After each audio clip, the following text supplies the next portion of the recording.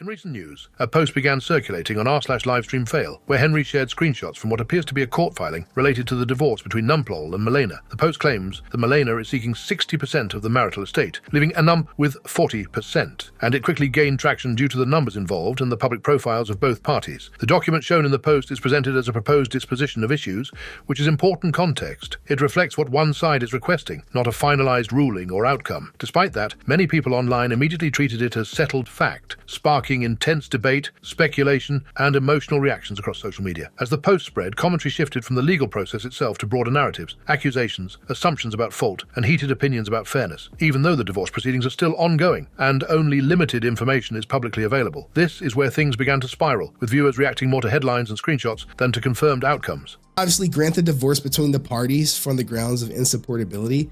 I think this is going to be granted. Slam dunk. Both of them want a divorce. No need not to.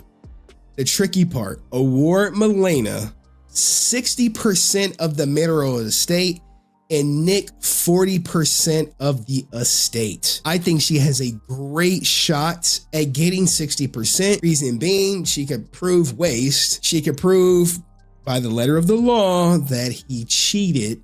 It's no shock that the going forward, what does her streaming career look like? She's not going to have the connection. She's not going to have access to the network, and she's not going to make the same amount of money without him by her side. They're kind of like a tag team.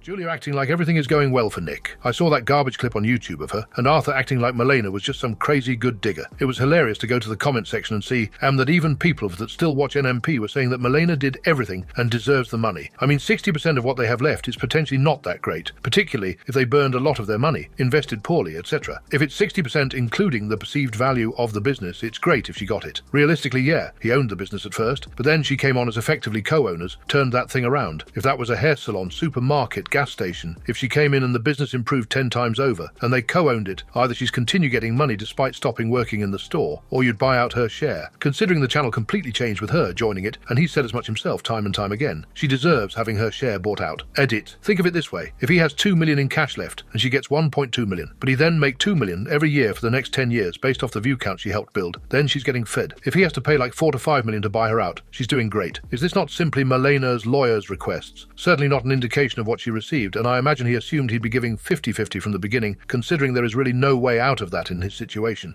So from the perspective that he was always going to give 50-50 at minimum, it very well could be going well for him, considering we don't know what the court's ruling was, and his last day in court was well over a week ago. Weird to act like things are suddenly going awfully for him when he's known he'd have to pay close to 50-50 for well over a year.